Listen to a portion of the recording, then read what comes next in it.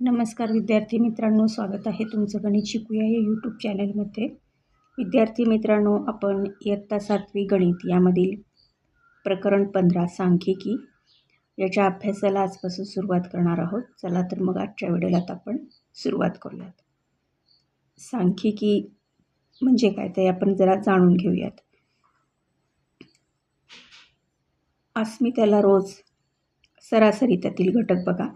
अस्मिताला रोज घरापासून सायकलने शाळेत जाण्यासाठी किती मिनिटे लागतात ते दिले आहे. हा इथे तुम्हाला जो तक्ता दिसतोय त्यामध्ये अस्मिताला सोमवार ते शनिवार सायकलने शाळेत जाण्यासाठी लागलेला वेळ खालील सारणीत दिला आहे. आता हे सोमवारपासून ती शनिवारपर्यंत शाळेत गेलेली आहे आणि मिनिटांमध्ये तिला लागलेला वेळ प्रत्येक दिवसाचा इथे दिलेला आहे. सोमवारी तिला 20 मिनिट लागलेत, मंगळवारी पण 20 मिनिट लागलेत, बुधवारी 22 लागलेत, गुरुवारी 18 लागलेत, शुक्रवारी 18 आणि शनिवारी परत 20 मिनिट. तर यावरनं आपल्या काय लक्षात येते की कधी तिला 18 मिनटं लागत आहेत, कधी तिला 22 मिनटं लागत आहेत, कधी 20 मिनटात जाते ती शाळेत. आणि किती दिवस शाळेत जाते तर 6 दिवस ती शाळेत जाते.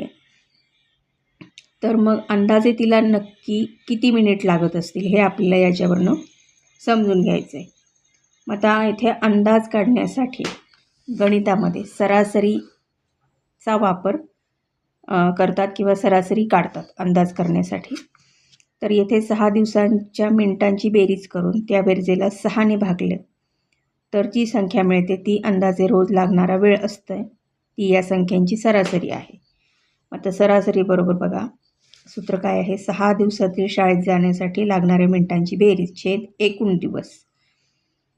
मग आता किती मिनटं लागले त्या सगळ्या मिनिटांची इथे बेरीज केली आणि एकूण दिवस किती आहेत 6, त्याने त्याला भागलं तर साधारण 19 मिनिट 2/3 एवढा वेळ तिला शाळेत जाण्यासाठी दररोज लागतो. आता इथे उदाहरण बघा.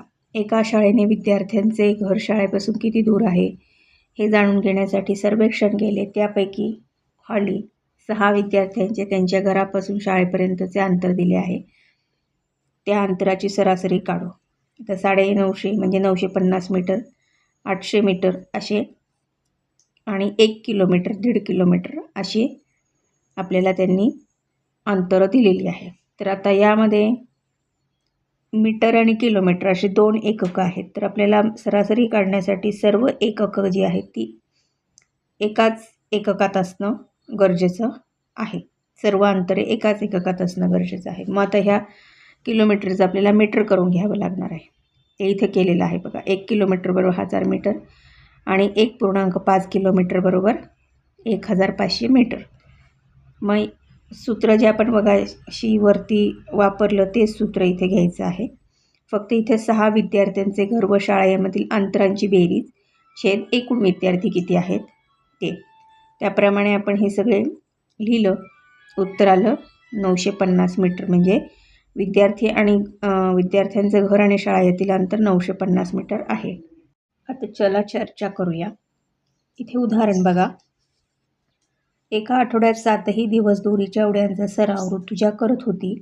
प्रत्येक दिवशी एका मिनिटात तिने मारलेल्या उड्यांची संख्या खाली दिली आहे. तर इथे उड्यांची संख्या बघा 60, 62 याप्रमाणे ही 7 दिवसात तिने किती उड्या मारल्या त्यांची संख्या दिलेली आहे. मग याची सरासरी म्हणजे एका दिवसाला तिने किती उड्या मारल्या असतील सरासरी काढण्यासाठी.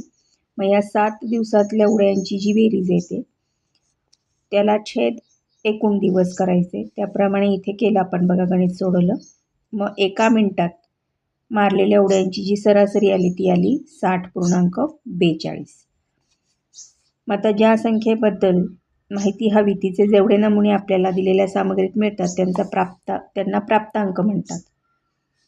आपण जाणतो की दोरीच्या उड्या नैसर्गिक संख्यांमध्ये मोजतात. कोणत्याही दिवशी अपूर्णांकात उड्या मारलेल्या नसतात, पण सरासरी अपूर्णांकात येऊ शकते हे मला समजले. तर सरासरी बरोबर दिलेल्या माहितीमधील सर्व प्राप्तांकांची बेरीज छेद एकूण प्राप्तांकांची बेरीज ही आहे सरासरीचं सूत्र. सराव संच 54.